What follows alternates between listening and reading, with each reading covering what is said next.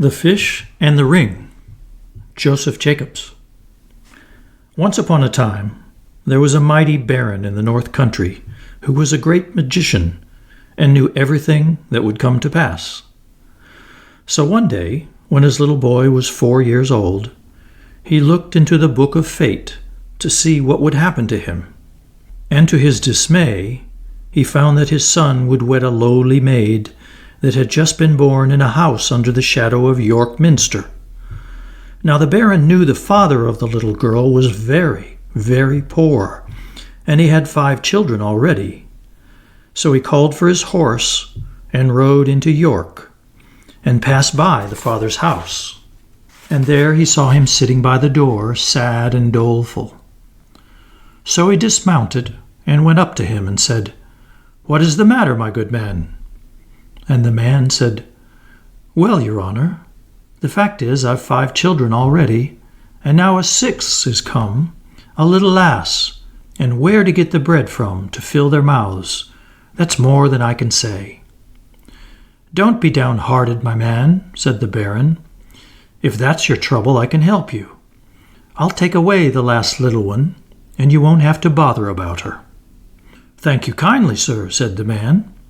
And he went in and brought out the lass and gave her to the baron, who mounted his horse and rode away with her.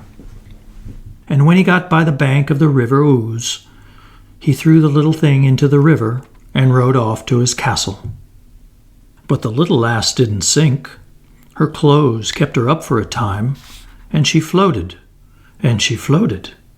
till she was cast ashore just in front of a fisherman's hut. There the fisherman found her, and took pity on the poor little thing, and took her into his house, and she lived there till she was 15 years old, and a fine, handsome girl.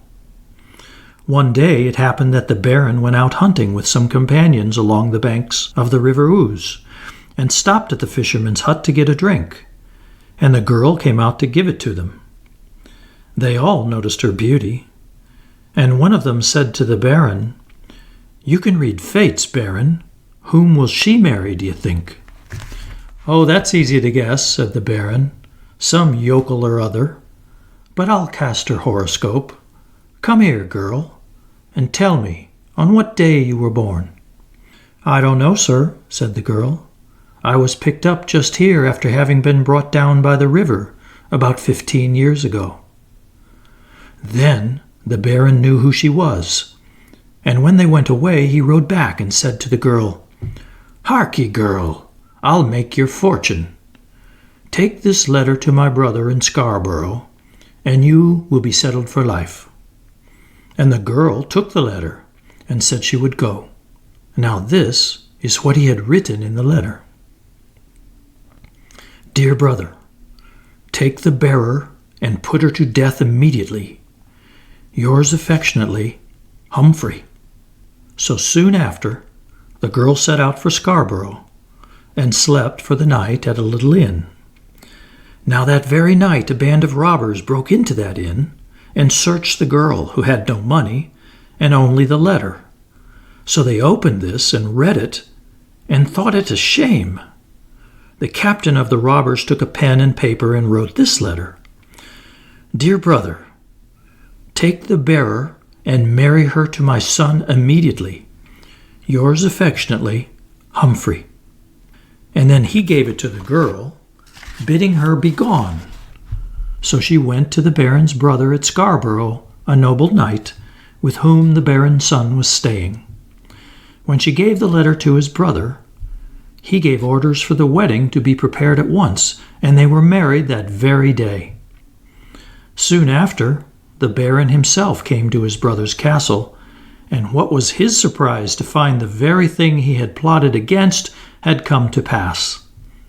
But he was not to be put off that way, and he took the girl out for a walk, as he said, along the cliffs. And when he got her all alone, he took her by the arms and was going to throw her over. But she begged hard for her life. "I've not done anything," she said. "If only you'll spare me, I'll do whatever you wish. I'll never see you or your son again till you desire it." Then the baron took off his gold ring, and threw it into the sea, saying, "Never let me see your face till you can show me that ring." And he let her go. The poor girl wandered on and on, till at last she came to a great noble's castle, and she asked to have some work given to her. And they made her the scullion girl of the castle, for she'd been used to such work in the fisherman's hut.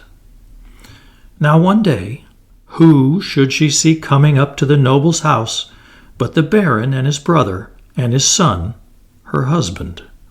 She didn't know what to do, but thought they would not see her in the castle kitchen. So she went back to her work with a sigh, and set to cleaning a huge big fish that was to be boiled for their dinner.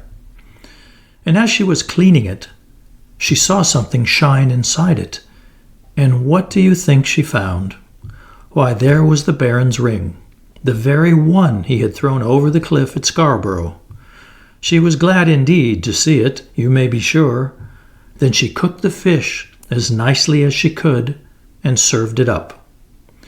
Well, when the fish came on the table, the guests liked it so well that they asked the noble who cooked it. He said he didn't know, but called to his servants, "Ho there! Ho there! Send the cook who cooked that fine fish." So they went down to the kitchen and told the girl she was wanted in the hall. When the banqueters saw such a young and beautiful cook, they were surprised. But the baron was in a tower of temper, and started up as if he would do her some violence. So the girl went up to him, with her hand before her, with the ring on it, and she put it down before him on the table.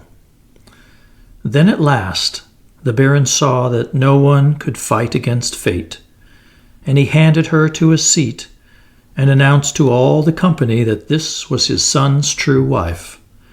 And he took her and his son home to his castle, and they all lived happy as could be ever afterwards.